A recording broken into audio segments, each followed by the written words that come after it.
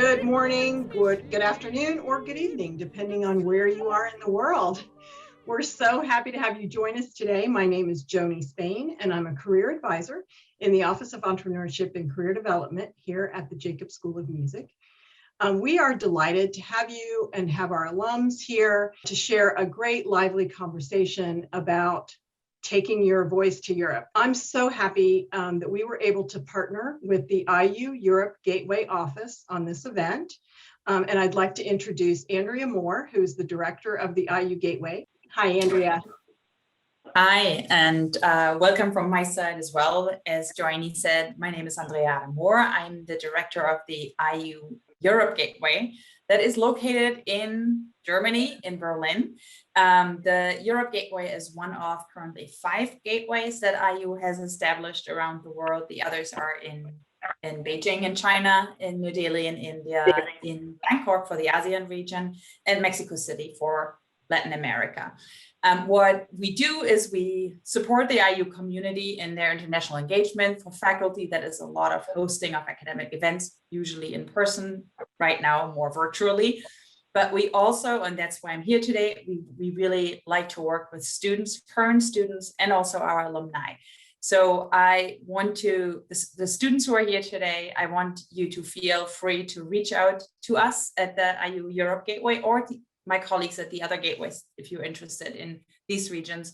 If you have any questions about the regions, if you would like to be connected with other alums or with other contacts in our region, if you have plans to move or visit the region and you are not sure about some of the logistics, I will, once I'm done talking, I will put our website and my email in the chat. You can also send me chat messages today, or you send me an email later on if you have questions.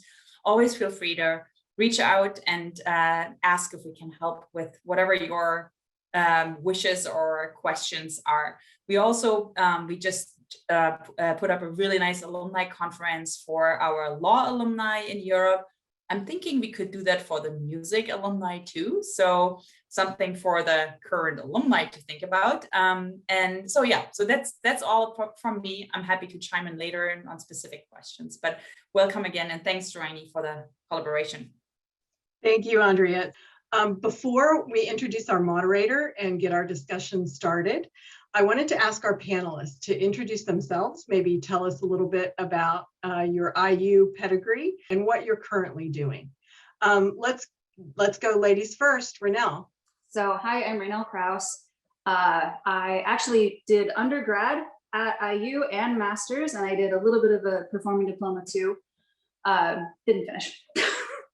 But I went to high school in Bloomington. So I spent a lot of time in Bloomington and was sort of, peripherally involved with the university even before coming as an undergrad. And I mean, it was a foundational experience in my music education and my preparation for the world. And now I live in Texas, but I have a bunch of stuff planned for Europe when they open up again. I'm also a circus artist now. I do a lot of aerial silks and opera fusion, which is fun and interesting, and I like it. But yeah, mostly my European experience has been through exclusively guesting and not necessarily moving for a large chunk of time. But, for instance, earlier this year, I was slated to be in Switzerland for 9 months of a run of a show, but not actually moving. So. Thank you so much. Julie. Hi, my name is Julie Wyma. I was at IU from 2009 to 2011 doing a performance diploma. I was kind of aware of IU from the time I started working on opera in undergrad, but I really got connected through a masterclass that I had done with Carol Vaness when I was in my master's degree, and then visited the campus, and that's actually really what sold me. I walked through the campus in spring, and I was like, I have to be here. It's so pretty. Yeah, I actually also did not finish that performance diploma. I got a job working at a company in New York and left early before I had finished. And then in 2013 moved to Europe. I married another opera singer who was already living here, and we made the choice to stay in Europe rather than for him to go back to New York. I have been working fairly consistently, although not always 100%, as a singer in Europe, but exclusively as a freelancer. I have for the past, I think, 6 summers been a guest soloist for a festival in Korin, which is a bit north of Berlin, and work regularly with an orchestra out of Eberswalde, which is also north of Berlin. And then just a lot of sort of independent solo projects. I have done a couple of concerts for the US Embassy and the US Consulate in Dusseldorf, and have also been really kind of moving slowly but surely in the direction of opera administration and production. I have a couple of business projects here. One of them is a company called Opera Programs Berlin, which produces educational programs for emerging professional opera singers. The other is a collaborative group called Berlin Wagner Gruppe, which collaboratively produces Wagner operas for singers to kind of all prepare an opera together with a complete cast and then perform it. I think those are the highlights. So I will stop there. Thank you, Julie. Michael Porter. Hi, everyone. My name is Michael Porter. I was at IU from 2007 to 2013. I did my undergraduate there, and coming into the opera world in undergraduate IU, I had no idea what I was doing. I did some auditions and thankfully was accepted, and really that was, I think in the very beginning, I really wanted to focus on the pedagogical side of things and try to become a teacher, but my experiences at IU made me fall in love with the stage. I had a blast performing there and meeting all of the people. You know, I studied with Julie, with Rainelle, with Reuben, and making these kind of like surprising connections that you see everybody still to this day every now and then. It's really crazy. No, I had a really good time, and I started my master's at IU. I did not finish. I got offered a position to join the opera studio in Frankfurt am Main with Oper Frankfurt, and took the job. Did 2 years in the studio in Oper Frankfurt, and then was taken into the ensemble at Oper Frankfurt, and I have been there since. So this is my 7th season with them. I love the fest opera lifestyle. It's something that we just don't have in the United States. I've got a wife, I've got a kid, another kid on the way. I can stay in one city and earn a living wage. I have benefits. It's a real job. It's something where you get paid monthly. You get the time off to do guesting work as well, which is really great. I have to say, having started at IU, falling in love with the performance lifestyle, that was the perfect preparation for me to get out across the pond, if you will. And so those are the highlights, I would say. Thank you so much. And Reuben. Hello, my name is Reuben Walker, and I was at IU from 2012 to 2016, and I did my master's and my doctorate, and I came back. I moved to Berlin 2017 and on the Georgina Joshi scholarship, and I came back in 2018 and finished up my doctorate. And here I have had a series of freelance performance opportunities. So there's been an opera on the East German border with Poland, and there have been projects. The recent ones have been a yearly production by operas by Wagner's son, Siegfried Wagner, and those have been in Bayreuth the last 2 years. The last one happened last year in the midst of all of this, which was wonderful, and that'll happen again this year. And through that, another collaboration with a group that does works by Anton Urspruch. So there have been a series of freelance things that have happened, and amidst that I've been teaching privately in the public schools and also doing voice building for a choir here in Berlin. Thank you so much. Mezzo-soprano Patricia Stiles is professor of music in voice and has taught fluently in English and German at the Indiana University Jacobs School of Music since 1998. Professor Stiles enjoyed a successful 20-year international singing career, during which she performed over 70 operatic roles in leading theaters throughout Germany, Austria, and the United States. She's made concert and recital appearances in Germany, the US, Austria, Italy, Russia, Mexico, the Czech Republic, and Canada. Her students have appeared with many of the major young artist programs and in opera houses across the US, Europe, Latin America, and Asia. And they've won and placed in numerous national and international competitions, including the Metropolitan Opera National Council auditions, the Hild Zedek Vocal Competition, and the Ritz Melchior Competition. Her students also serve on voice faculties at numerous universities across the country. We're so delighted to have Professor Stiles with us today. Well, hello to everybody, and I'm just thrilled to hear about you. It sounds like each one of you so individual, of course, has to be, and then on your path, you know, and realizing your dreams. How wonderful! What else could we want?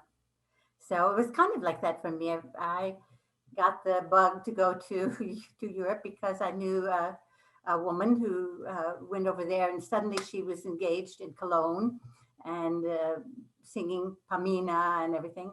And but what I did was go 1 year and tried out the audition process, right out from AIMS, you know, the American Institute in Graz in the summer, and I didn't get anything. But then I got a grant from what then was the Martha Baird Rockefeller Fund for Music, it was called, and I wrote up a whole thing to go back. So the next year I went back, and what happened, I still auditioned, and I did pretty well, but you know, got nothing. But I was in a church where there were lots of Americans. We got together on Sundays there, and I knew people who performed. This was in Munich, and who were at Gärtnerplatz Theater in München. And so I found out that there was one, you know, this very nice mezzo who was there, wanted to go freelance. She recommended me to the general music director. You know, I sang for him, and then they engaged me just to do one guest thing, and then they hired me. And so, I mean, it was, you know, this happenstance that is so important sometimes. Anyway, so there I was at Gärtnerplatz, and I sang all the like Rosina, Dorabella, Hansel, and then many other ones, you know, all Suzuki, all the supporting things, you know, and lyric mezzo. But my voice began developing, and I thought, gee, I'd like to try something else. So I was teasing myself. I really wanted to do Octavian and the composer. And then the thing was Gärtnerplatz then, because it's so overshadowed by the National Theater there, the big one. Then they didn't do anything like that. They were called the Operetten House. So now I think it's somewhat different. But anyway, so I looked for another place where I could do the things I wanted to sing. And I went to a smaller theater in Osnabrück, which is up near Hanover. And it's a very beautiful old town. And I stayed there then for 10 years, and still can't believe all the things that that I was able to do, but including Carmen, Octavian, composer, and I'm just going to read, I can't remember them all, Abeli, you know, other Verdi roles, and because my voice kept growing, and we did Wagner, they brought Lohengrin, I did Ortrud, and I have a voice that carries really well. So, and then I did also the Rheingold, Erde, and anyway, so we just went on, and that's how it got to be 70. So 70 roles. I can't believe it because, you know, it just went by so quickly. But then I think this is why IU became interested in me. I started applying for jobs to teach here in the States, and it IU was the first job offer I got. So I mean, but it took 3 years. So I took 3 years of applications and some telephone conversations, etc. But anyway, then they liked all that what I had learned, and there you go. So anyway, keep up your good work. I'm just thrilled for you, and it's fun to think about it again, what it was like when I was there too. So, but we've got lots of questions from people. So let's see. Do you want me to read some questions to you? Are you interested in that? And I don't know how you'll decide who will answer, but okay, all right. So, what is one thing you wish you would have known before you moved to Europe, but you didn't? German. There's a good one, yes. Yes. I think when one moves to Germany for a marriage rather than initially for a career, I just had not done my homework very well. I did pick it up. I learned a lot just by living here. I've taken very few classes. I'm actually studying right now for the B2-Prüfung, for those who aren't familiar with the German system of language levels. It's B2 is sort of like you're basically at conversational level German, but they have tests, and the Germans love their certification, and so you get a certificate once you pass this test, and that's my goal for the year. So I would highly recommend do it as Reuben just said, do it now, don't wait. That's a very good advice. I learned on the street more and more of my German. I did study like a self-taught book, with German. I studied that with 4 units, and then so that was what I learned before I went there. But yes, do it now. Yes, now's the time. Especially now, like no, we're still not really performing very much. It's a perfect time to do it. There are so many people who are teaching online too, Germans who are teaching online. Right. This is absolutely the best time to learn a language. Great. Okay, well, do you feel that you've been put into a box, Fach-wise, or do you feel you have some freedom to sing what you want? I'm in a Fest system where they're notorious for the Fach thing. If you're in a Fest house, if you're Fest at a house, basically means that you're working primarily with that house, with that opera house.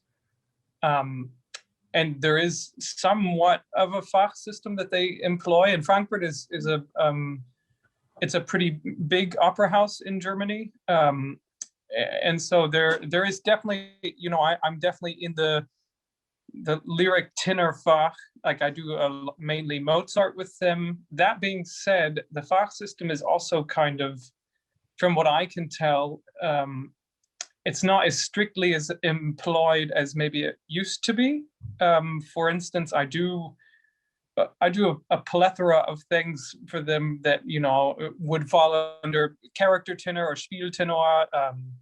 I do the lyric stuff. If we have a kind of a black box theater too, where they let me try out different repertoire too, be it bel canto or maybe something. They don't really do Strauss in the black box theater, but it's kind of a different realm, if you will. So as far as the Fest system is concerned, I have to say, yeah and no. There is definitely a Fach system that they employ. It's not like I'm going to walk in there and they're going to be like, oh, okay, you sang Don Ottavio yesterday and tomorrow let's hear Rodolfo. That happens in smaller theaters in Germany, though, where they will find if you're auditioning for a smaller theater, be careful, because they'll use you until you can't be used anymore. I did one audition in, oh man, I can't remember, right, Coburg, And normally it'll be like, we're looking for somebody to sing, Ferrando and Così fan tutte. And so that's like a normal audition idea. And I went in there and they said, we're looking somebody to sing Belmonte in Entführung aus dem Serail, Rodolfo in La Bohème, and I think it was Duca or something like that in Rigoletto. And I was like, what? Find me that singer. I would love to hear that. It was pretty insane. I did not get the job because I can't do two of those roles. But yeah, so that being said, again, it really depends on where you are as far as the Fachsystem idea is concerned. Speaking as someone who is only guesting and freelancing around, I sing Queen of the Night. So yes, I'm in a box. And I'm so okay with that because it gets me work. The industry is rough, really rough. I was at IU from 2006 to, I want to say 2013-ish, around there. And, you know, I auditioned and auditioned and auditioned, and I kept getting good, high-profile auditions everywhere that I went, and I got nothing for years, actually for years. That's why I went off and learned a circus art, because I needed something to do with my time. But I will say that, you know, especially now as my freelance career is breaking in Europe in really exciting ways, I waited until I had management, which for me was the right thing. I didn't personally want to go to Europe without a support system. I know people who have and have had wonderful, amazing experiences doing that, but because I wanted to keep my primary residence in the States, that wasn't something I was necessarily interested in. So I waited until I had agents to make introductions for me, set up auditions for me at houses that they already had relationships with. You know, this business is such a business of network and relationships. And I mean that in a very real way, you know, I mean, both in terms of, you know, seeing old friends around and getting to work with people that you know and that you love. And also just keeping up with theaters. You know, if you work someplace, like, you know, shoot them an email every now and again. If you're doing exciting rep that you're interested in, let them know, hey, if you're ever looking for an XYZ, I'm around. So especially with something like Queen of the Night, where, you know, I could sing it till I drop. People are always going to be putting on flutes. And that's, I mean, I think it's a strength of the role and a strength of like being the cookie cutter that they're, you know, that shape that they're looking for. But on the other hand, it means that I do have to be proactive planning for the future.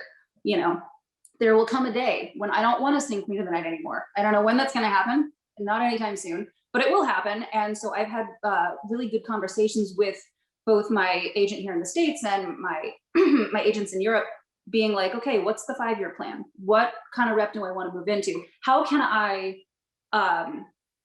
strategize singing Queen at a house? And then maybe I talk to the conductor and say, hey, if you're ever doing concert work, I really love Carmen Burana, Mozart Requiem, Brahms Requiem. You know, it's like, just put a bug in their ear about the other things that you're good at. Because a lot of times people want to help you, but they're not hyper-focused on you. They've got their whole life to be paying attention to. So you have to tell them, I'm really good at this and I'm really interested in it. You know, it's like I just premiered Queen of the Night in Copenhagen earlier this year. And so my agents were looking for anything, hey, how can we get her hired back?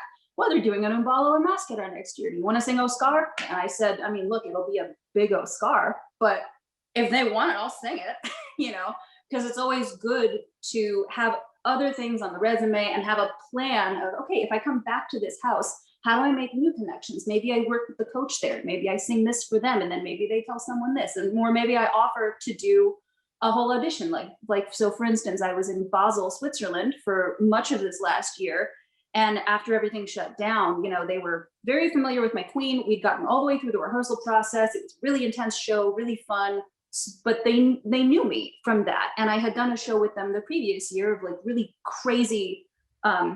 Of this Luigi Nono opera from the 1970s, like nutso music. So, okay, so they know I'm smart, they know I can sing high, and they know I'm pretty reliable. Because everything got shut down, they decided, well, you know, since we really can't do much else, we're gonna hold some auditions. And the general director emailed me, he said, look, I know that you're here in Basel twiddling your thumbs doing nothing. Do you wanna come sing an audition for us as a chance for us to hear some of the other stuff you do? And I said, I would love to do that. Thank you so much. Thank you for thinking of me. Thank you for giving me something to do in lockdown. But that was a real chance for me to highlight some of the other things that I love to do and things that I specifically want to do at Basel because of the size of their house, because of the way their orchestra is. It's like, okay, what can I do here specifically that would work well for them and work well for me moving into the future? So we have a question in the chat about the FEST system. So I'll just ask that real quick. If you're in a FEST system and asked to sing a role outside of your contracted FA, is it true that you're paid additional compensation for that role? Pay systems and FEST it's strange. Everyone negotiates individual contracts in the FEST system. So if you have negotiated that in your contract, then yeah, you very well could get extra pay. There's some houses that'll pay like a certain amount of money per performance that you do. My contract is such that I get paid for a certain amount of performances, and then after that amount, then I get the extra gage or the extra payment. And that's different for everybody that I've talked to. Again, it's very strange in that it is a FEST system. You're working for the company, but you are still working as a soloist for the company. If they ask you to do a role that you're not comfortable with, most of the time I'll say, you go talk with your bosses, tell them why you're not comfortable, tell them that they're normally pretty reasonable. If it's something, again, I'll use this because I just used the example. If I'm singing Belmonte and Opera Frankfurt and they come to me and they say, yeah, we're doing Lucia and we need you to do the tenor, can you do that? If I want to try it out, then I can say yes. If I think it's going to hurt me or if it's not the right choice for me at that point in time, then I'm going to embarrass myself on stage by attempting something like that. I'm so comfortable going to my bosses and saying, maybe if we wait a couple of years, I would love to. I would like to have maybe some stepping stone roles to get to that. It really, but again, I'll reiterate, it depends on your relationship with your bosses. It depends on how you've negotiated your contracts. If you sign your name to something that says, I swear I'll sing anything you want all the time, then you're kind of out of luck as far as that's concerned, unfortunately. Okay, and smaller houses are, they have the one, that I told you I went to the smaller house in Osnabrück. The one good thing about that was that they began to see what I could do. And that was why I had such a wide variety of things that I did. I kept on singing Rosina, I sang that there, and I kept on singing Dorabella, and I sang Wagner, and, because they got used to me, and then they said, well, we don't need to hire anybody, she can do that. And I'm the kind of person who likes to try things out and who likes to, sort of push the envelope just a little bit, but not dangerously. And so that worked. But, each situation, I'm sure nowadays too, is individual. And you see what they need, what they want. And then when they get tired of you, then they can just send you away. So it's very cut and dry. But I would tell you, as a person who is receiving 2 retirements here in America, from my time in Germany, they stick to their plan. They stick to their plan, even COVID or no COVID. So far, no break in the payments, nothing. So it's a good way, to have a little bit of insurance there. It's good. But we have other big questions here. How does one apprentice in Europe? So obviously, you have got that experience, Michael. So, but how did you get into doing that? Is it like the YAP route here in the US? Does that mean doing a studio? Yeah, that's what I was about to ask too. Yes, like the studio. The studio would be that, yes. So, yeah, opera studios hold auditions, just like they'll hold auditions for guest singer. Opera houses will hold auditions for guest singing. They'll hold auditions for ensemble spots. They'll hold auditions for chorus spots. They hold auditions for studio spots. You have to kind of go.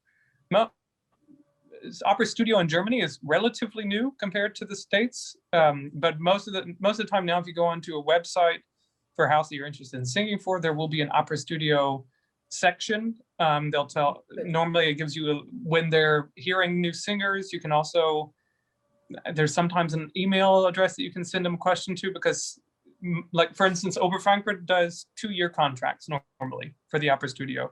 So if you're a tenor and they've just hired a tenor that year, it probably doesn't make sense to go to that house and sing for the studio tenor spot, because that tenor will probably be there for two more, or for one more year on top of that. Those are questions you can ask, which singers they're interested in. My way, if you talk to any singer who sings in Europe, you've already heard from us, we all have so many different ways as to how we got to where we are.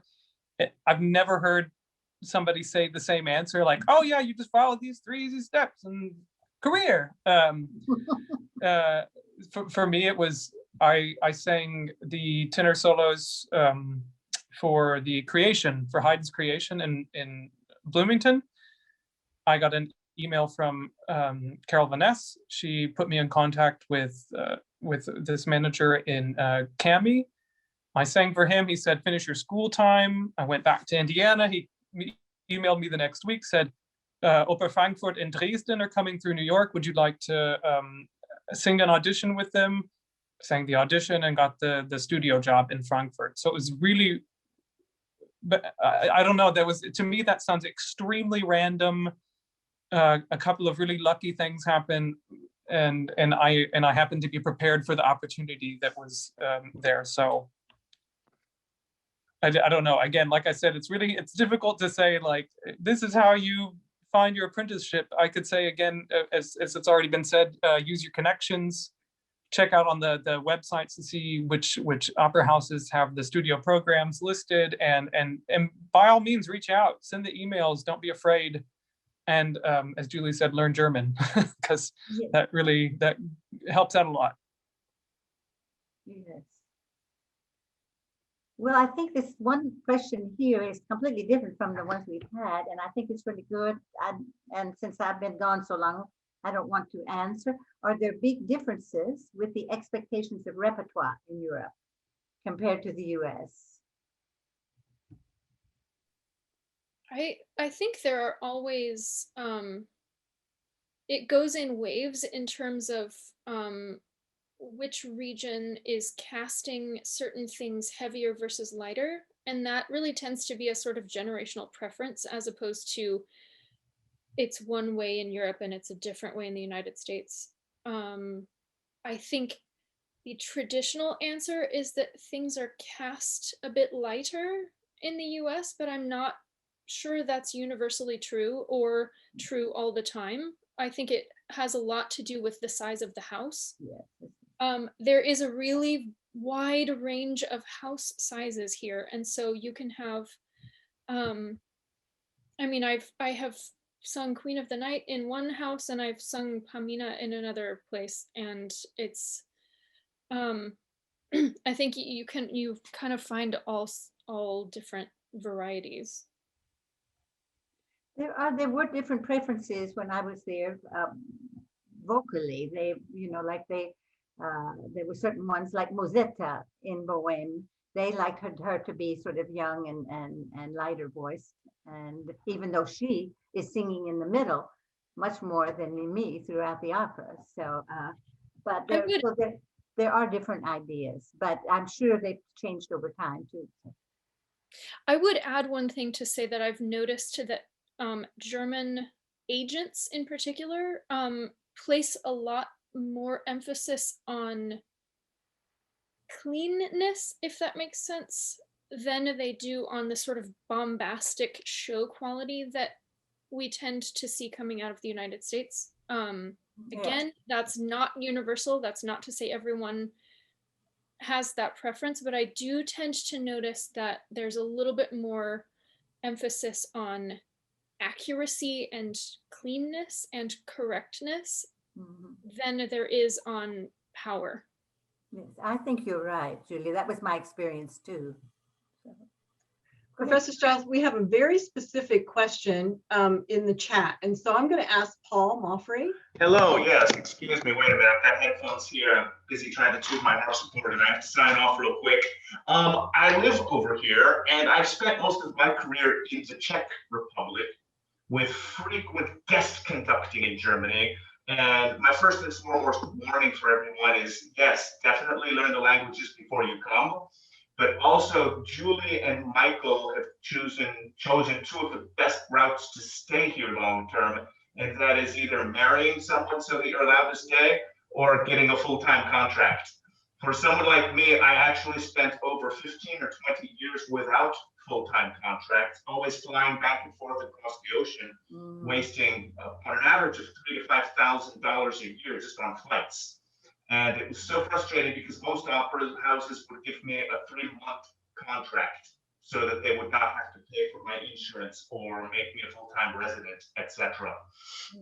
And I've gotten very lucky in the recent past. I've gotten a freelance business license so that I can live full-time in Europe and work as a freelance conductor. But the paperwork for that is really difficult, especially during coronavirus times where we have so few concerts. So now I'm teaching piano and harpsichord mostly to get by when there's no concerts to conduct. But I'm working a little bit with Zentrale Bühnenvermittlung, and they have registered me. And I think they're supposed to be helping me find auditions or getting my name in front of some of the German opera houses where I'm auditioning. But I get the feeling, just like with a lot of professional agents I've worked with, that they really don't do so much of the work for you. And they're expecting us to do all of the footwork. And so usually what's happening is I try to find out where an audition is. I try to send them my applications, and then I let the people at Zentrale Bühnenvermittlung know, hey, here's this house I just applied for. Do you know anybody there? And on rare occasions, they've told me, oh, yes, I was just speaking to their dramaturg or their GMD or something. I'll let them know that your application's on the desk. But I just wish there was something more they could do. I don't know. My biggest difficulty right now is making it from one side of the Iron Curtain onto the other. Because the other thing I'd like to warn everyone is that a lot of experience in places like the Czech and Slovak Republic or Poland, Hungary, Romania, and Bulgaria does not always translate into houses in Austria and Germany looking at your resume and saying, oh, great, since he's conducted in Russia, we'll let him conduct here in our little house in Germany. It just doesn't always translate. So does anyone have experience with Zentrale Bühnenvermittlung? And I apologize, I really have to hang up. I've got someone coming in 20 minutes for a lesson. Yeah, I can talk to that. So the ZAV is the Künstlervermittlung. They're the public agency. So it's sort of like unemployment. So you go to this agency, and the nice thing about it is that they will hear you. So if you send your contacts to them, they will hear your audition. And I did get a gig through them. So my gig that I did in East Germany was through that agency. That is the only thing that I got through them for solo work. And that was over a longer period of time. The thing that is good for singers who are coming over from the US is they are good for finding chorus work. So I know that at least over here in Berlin, the guy in Leipzig who works for this connected unit of agencies across Germany. He sets singers up with chorus auditions. So I just before coming to this, I had actually auditioned for him because I was like, I would be interested in getting some salaried chorus work in these times. And I did have an audition that was going to happen in Cologne on Monday, and that just got canceled today. So one of the other things, but yeah, it was nice to get in contact with him and then have that something happen as a result of that. It showed that you can get things from that. And it's possible, I don't know if anybody, Julie, have you also sung for them in Berlin?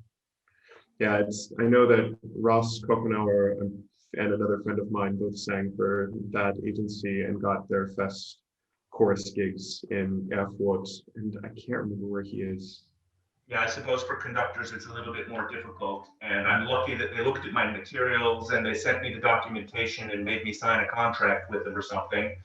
And I kind of felt like, oh, great, this is just like signing on for an agent. But then never really heard anything from them, and the contact is difficult. And the other thing I find difficult with Zentrale Bühnenvermittlung is the person I signed up with is in one particular region. And sometimes I'll call him to tell him, oh, I just sent my application to a house that's on the other side of Germany. And he says, oh, well, you need to contact the Zentrale Bühnenvermittlung on that part of Germany. We don't have anything to do with them. And I'm like, oh, great. So it's a little bit of a nightmare. I think agents could be better. And the best auditions I've gotten in Germany have been when I've had an agent that hired me. Don't let anybody tell you you don't need an agent. It really helps. I've gotten so many better gigs with well-connected agents. But then not well-connected agents can also hindrance you. Yeah. Okay, good luck, everybody, and beware of all the paperwork. Paul, really quickly, Yes. and for anybody who plays, who is a conductor, there is one other route that I think that's why you probably have trouble in Germany, that they employ the use of a lot of what they call a co-repetiteur, like the people who play in the coachings and the Kapellmeister. So each opera house will have a Kapellmeister, a second Kapellmeister, and that's unfortunately that's where they get a lot of their working conductors. That's the main route where it goes. And unfortunately, one time I had an Erste Kapellmeister audition, and I was currently working as assistant conductor on Cacciacavanova, and I could play my way through the entire Cacciacavanova score. And they phoned me for this Erste Kapellmeister audition, and I asked them ahead of time, will you want me to play the piano as part of the audition? And they said, no, playing the piano is not part of the audition at all. You will only conduct. And I left my Caccia vocal score at home. And I went there and I got into the final round, and they said, great, you are one of the two finalists. It's either you or this other guy who's currently working as a co-repetitor in Berlin. And we can't decide which one of you to hire. So could you please play something on the piano for us? I was like, oh, great. Do you happen to have a score of Cacciacavanova? They said, no. Can you play Rosenkavalier? Can you play Electra? Can you play Salome? I was like, oh man, not really. And he happened to be able to play all of those. So I didn't get the gig.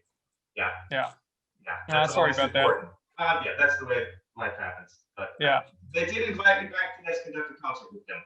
And so I got guest conducting work there at that same house. So that was very good. All right, stay in touch, you guys. It's good to see those of you. Take care. Good to see you, Paul. I gotta hang up. All right, bye-bye. Thanks. Ciao. Professor Stiles, we have another great question in the chat. As a singer, who were the best contacts you made when you first arrived in Germany? Finding contacts. Now that is for me, of course, a long time ago. But I went to this church in Munich, and there all those Americans there. They were very helpful. I lived with them. They invited me to come and live with them. Of course, I helped them out and things, you know. But those are not the people for the singing, you know. Except that I met people from the theater, and then they recommended me. But let's talk with the other people about what do you think are the best contacts for someone to look for when they get there, or to look before they go. Of course, everything is so much online. You know, here we are talking to each other. You know, I mean, you don't need to be in person. So. I mean, the idea of if you're talking purely from the business side, the idea of finding the agencies that could possibly be on your side. They also, most agencies, there's a ton of managers and agents in Germany. They normally all have websites. They have contacts to reach out to them before you come to set up the auditions. Don't set up auditions just for opera houses, because that sometimes, most of the time, there's a lot of houses that just won't hear you. And if you have the agent, then they could be the bridge between you two. If you're talking about just moving into it's a huge thing. I think everybody in this chat could attest. It's a huge thing to move across the sea. It's a different culture. When I moved here, I didn't speak a lick of German. It was terrifying, and I don't know. So in Frankfurt, thankfully, there is a pretty good community of English speaking people, which was great. But learning German was great too. I mean, I met my wife on my first day of work. She's from Hamburg, and that was finding the friends, finding the real, like, your colleagues that could really make a community for you. I mean, we were talking a lot about job stuff, and I know you guys are way more interested in that side of things, obviously. Once you get over here, use all the connections. Make yourself feel comfortable, because if you're not comfortable, you're not going to sing well. You're going to just be a knot of anxiety. So I would really recommend also looking a little bit to that side, reaching out to people you may know who are already over in Europe. But again, to the business side, really look for the agents. This ZHV is a great way to go, because again, like Reuben said, they will listen, they will hear you. Reach out to the other agencies. If they have too many of your voice type, then that's okay. Find somebody else. There's a ton of them. And connect with the gateway office, obviously. Come on, guys. I would just add one thing about agents here, which is a little bit different than what I found in the States. And that's there's a really big difference between agents and managers. People tend to have managers in the United States, and you sign exclusive contracts with one person, and they really do like help advise your career and help build your career with you. Agents in Germany particularly work with the opera houses. They don't necessarily work primarily for singers. They're not managers. You can get managers here, but it's a pretty big distinction. And the agents are in communication with opera houses, and they generally have specific houses that they work with, and they find out about job openings, and then they look through their roster or their recent auditions, and they see who they know who might be good for those jobs, and then they send those people to those houses for the jobs. It is not a case where you find one agent who then helps you mold your career and they shop you out to every different opera house in the country. It is one reason why we don't sign exclusive contracts here, because you generally work with more than one agent because they have different relationships with different houses. I think that's one really big difference that I think is very good to know before coming over here. Good. Yeah, and to that distinction, I have a colleague who's on my American roster and he's also on my European roster, but those are both management agencies. You know, they're not just German agents. So he also has an agent for, you know, French-speaking areas of Europe, and you know, it's like, so they'll usually break it up into, you know, who speaks which language and who wants to be in touch with which house. And so there are a bunch of different ways you can do it. I personally prefer having a manager instead of an agent, but that's because of the shape of my career and what I want out of it. If I were looking to have a more permanent place, especially in German-speaking Europe, then I would have a bunch of German-speaking agents, you know, trying to shop me around all over the place. So, I mean, it's good to know. And it's also good to look really closely and carefully at your contracts and what you want out of them and what they expect out of you. I mean, that's just good business practice anyway. But knowing the differences between those two styles of agency is really important. I'd also agree with Michael in saying that the network of singers that you meet along the way is really, really important too. I know, as Michael said, it is, we know that you want to hear about the career side of things, but part of the career is surviving here as a human. And I mean, all of the people on this chat have been instrumental in some way in my survival here as a human. Reuben and I have worked together on numerous projects. Michael and I got married on stage in IU, and have, you know, been in touch.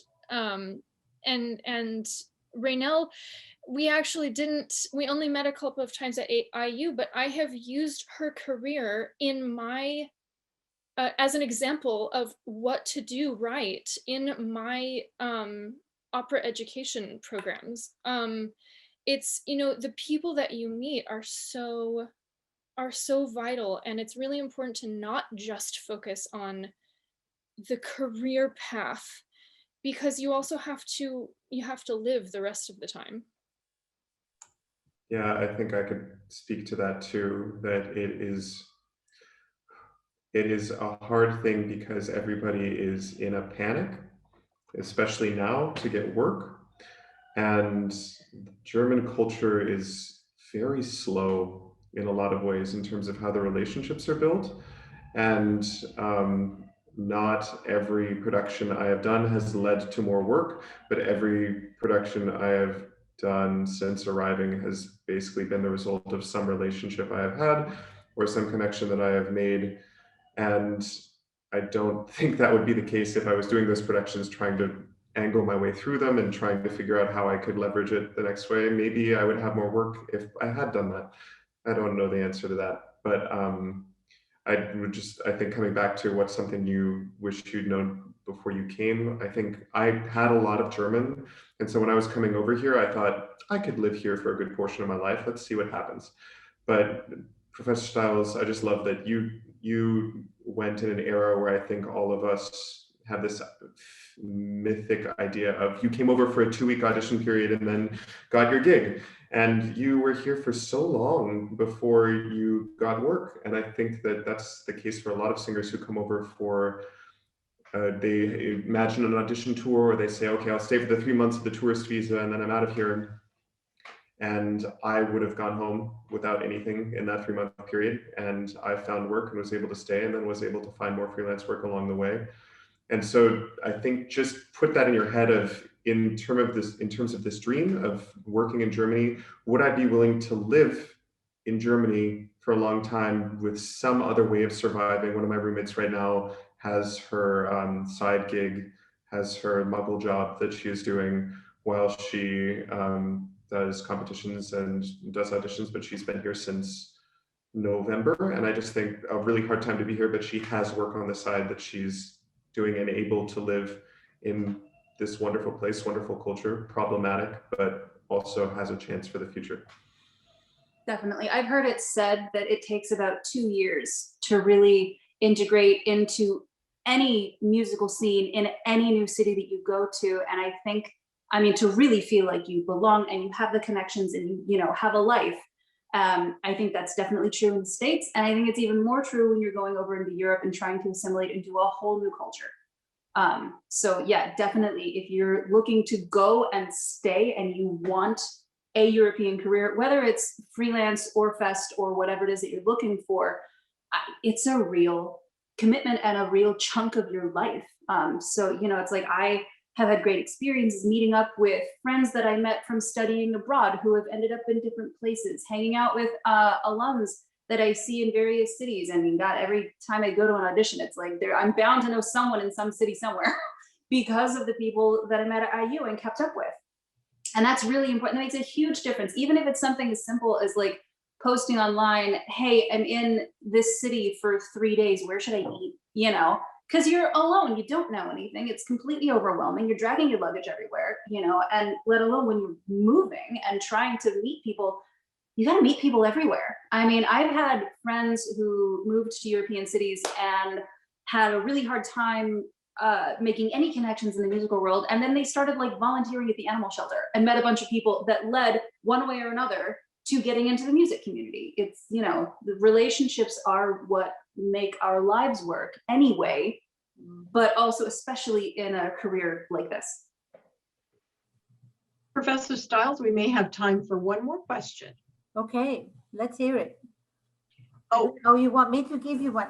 yeah, give us one more of yours. One of the most interesting one here is to how to prepare easily. I don't know about easily, but I would say how to prepare for German rehearsal lingo terms before moving over. Now, I mean, this seems like a very out there idea. Oh, I'm going to be in this rehearsal and they're going to be speaking German to me. Well, you know. So I can speak to being unprepared. Okay. My German is not, I can order food, I can ask for help.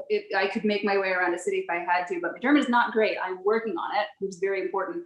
And so when I took my first contract in Basel, they said, oh, rehearsals are going to be in German and in English, you won't have any problem. Great. Well, our director was East German, and so he was not very comfortable in English because he didn't grow up speaking it at all. Didn't have any exposure to it until he was an adult.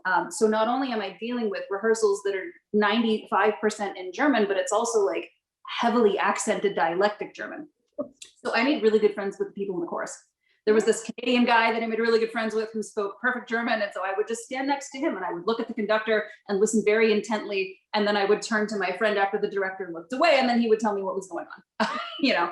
So, I mean, and I could mostly follow, you know, but sometimes you just need a little help with the details. So I highly recommend just prepare, like literally directions, forward, diagonal, backward, look for like simple adverbs in the ways in which kids would know what sad means, know what angry means. You know, I mean, little simple things like read a bunch of children's books and that'll give you something of a, and then just ask questions. ask questions, make friends really quick, and look super pathetic. Please help me. And people generally will help. It took me forever because in Germany, they reverse stage left and stage right. And I was fine, like speaking in German, and they give me the instruction for the scene, and I do the scene and be like, God, stupid American, like coming out and ruining the scene again. We said stage left. And I was like, yeah, you did. So I went that way. And they're like, wait, what does that mean to you? And I was like, come on. So if they say stage left and stage right, there's your hot tip for the day. Don't do what you always used to do. In some theaters too, they don't do left and right at all. I mean, yes, sometimes it'll be the director's left and right, but also very often, like I know at the Deutsche Oper, it's Herrenseite und Damenseite, which is the side that is toward the men's dressing rooms and the side that is toward the women's dressing rooms. I know other theaters where it's the side towards the train station and the side away from the train station. And you have to know what that means. Like basically just show up on your same day and be like, okay, so what's the deal? So where's the train station, you guys? Right. As Rainelle said, make friends, you'll figure it out. Yes, that's so important. It's so, as Rainelle said to it, and everybody said, you have a life. You know, connect as the best you can. Speak to people, talk to people, ask questions. Just really quickly to this idea of being in a theater, like as a guest or fest or whatever, the one thing that's super helpful is to go find out where the cantina in the opera is and go buy beers for people. And that's how you can learn German. That's how I learned German. You just buy beers and you're more comfortable and everybody's talking. And in Hessen, which is the state where Frankfurt is, you'll also hear Hessisch every now and then, which to me just sounds like mumbling when you're drunk on beer. So like it all works out at the end. No, but really that's a really great way to also get to know your other colleagues at the opera, the people who are working backstage, and that, I mean, having those friends it's so great when you're walking backstage and you don't see people staring daggers at you. You see people, you're like, oh yeah, I just got that guy a beer the other night. So I don't know, this is another really helpful thing depending upon which theater you're in. Go find the opera cantina. It's very, very good. Good idea. And Julie, thanks for this. She said, what the fuck? That this book is still has a lot of good information in it about terminology. It does. You have to be, at this point, I mean, it's quite old now, and you have to be careful with, I mean, I wouldn't use any of the addresses and names, the directories at all. But the terminology is great. The form letters in there are really helpful. What he talks about in terms of like legal and insurance information is also really helpful. Good, great. Well, thank you all. This has been so exciting, and I can't believe the time went so fast, just like 20 years in Germany, you know, there it's gone. Anyway, and Joni, thank you so much for all that you did, and Alain also managing everything. So I don't know what I should do now, so I'm giving this to you. I just want to say, I mean, thank you for having us. This has been amazing, and I just want to make it clear to anyone still listening, feel free to reach out. I mean, I don't know how helpful I can necessarily be, but if you have questions, Facebook message me, email me, you know, whatever. I'm happy to do what I can. Great. Same. Yeah, same, really. And Andrea, we look forward to connecting with you as well. Yes, definitely. Yeah.